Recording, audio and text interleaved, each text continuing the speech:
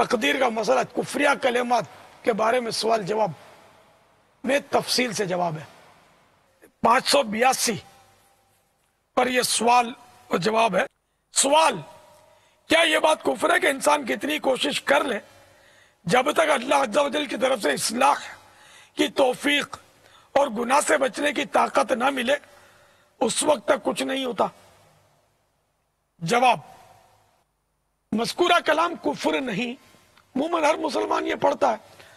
لا حول ولا قوت الا باللہ، ترجمہ: گناہوں سے بچنے کی طاقت اور نیکی کرنے کی قوت اللہ عز و جل ہی کی طرف سے ہے۔ البتہ چونکہ ہمیں نہیں معلوم کہ ہمارے مقدر میں کیا لکھا ہے، لہذا نیکی کی کوشش کرنا اور گناہوں سے بچنا ہم پر لازم ہے کہ اس بات کا ہمیں حکم دیا گیا ہے۔ میٹھے میٹھے اسلامی بھائیوں، اس شیطانی وسوسے پر ہرگز دھیان نہ دیا جائے کہ ہم اب مقدر کے ہاتھوں لاچار ہیں، ہمارا اپنا کوئی قصور ہی نہیں، بس ہم ہر وہ برا بھلا کام کرنے کے پابند ہیں جو لکھ دیا گیا ہے۔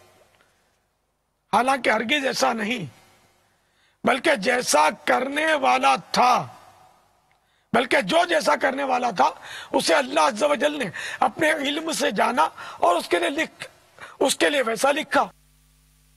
اس عز و جل کے جاننے اور لکھنے نے کسی کو مجبور نہیں کیا۔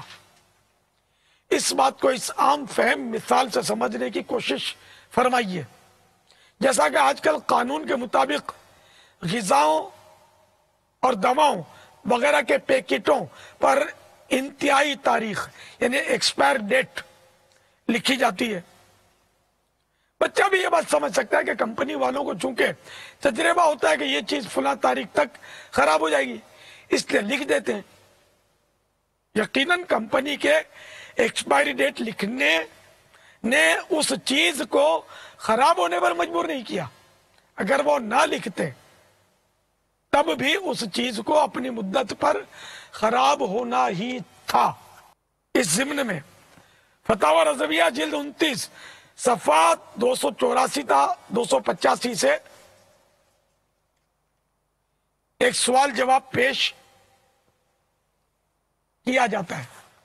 سوال: زید کہتا ہے جو ہوا اور ہوگا سب خدا کے حکم سے ہی ہوا اور ہوگا، پھر بندے سے کیوں گرفت ہے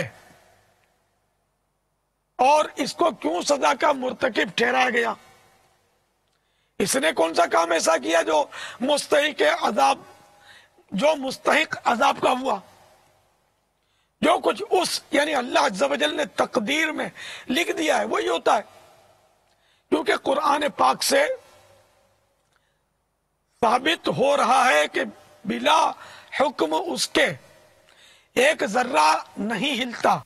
پھر بندے نے کون سا اپنے اختیار سے وہ کام کیا جو دوزخی ہوا یا کافر یا فاسق؟ جو برے کام تقدیر میں لکھے ہوں گے تو برے کام کرے گا، اور بھلے لکھے ہوں گے تو بھلے۔ بہرحال تقدیر کا تابع ہے، پھر کیوں اس کو مجرم بنایا جاتا ہے؟ چوری کرنا، زنا کرنا، قتل کرنا وغیرہ وغیرہ جو بندے کی تقدیر میں لکھ دیے ہیں وہی کرنا ہے، ایسے ہی کام کرنا ہے۔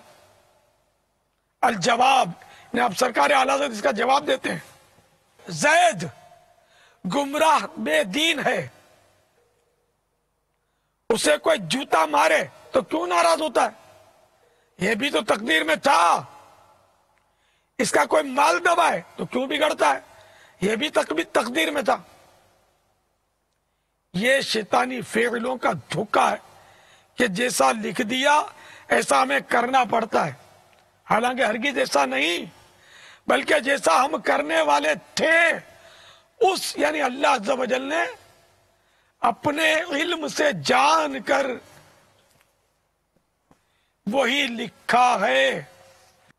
دعوت اسلامی کے اشاعتی ادارے مکتبۃ المدینہ کی مطبوعہ 1250 صفحات پر مشتمل کتاب بہار شریعت جلد اول صفحہ 19 پر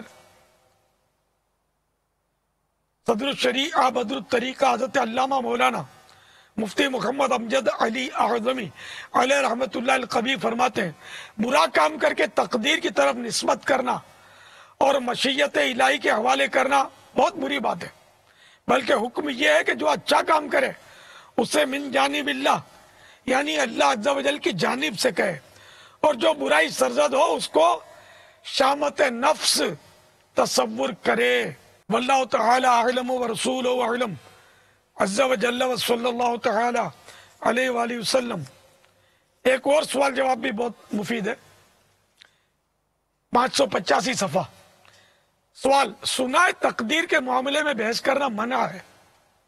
جواب: جی ہاں منع ہے۔ بہار شریعت جلد اول صفحہ 18 پر ہے، قضاء و قدر یعنی تقدیر کے مسائل عام عقلوں میں نہیں آ سکتے، ان میں زیادہ غور و فکر کرنا سبب ہلاکت ہے۔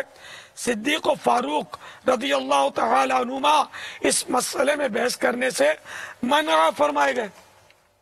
ماؤ شما ہم اور آپ کس گنتی میں؟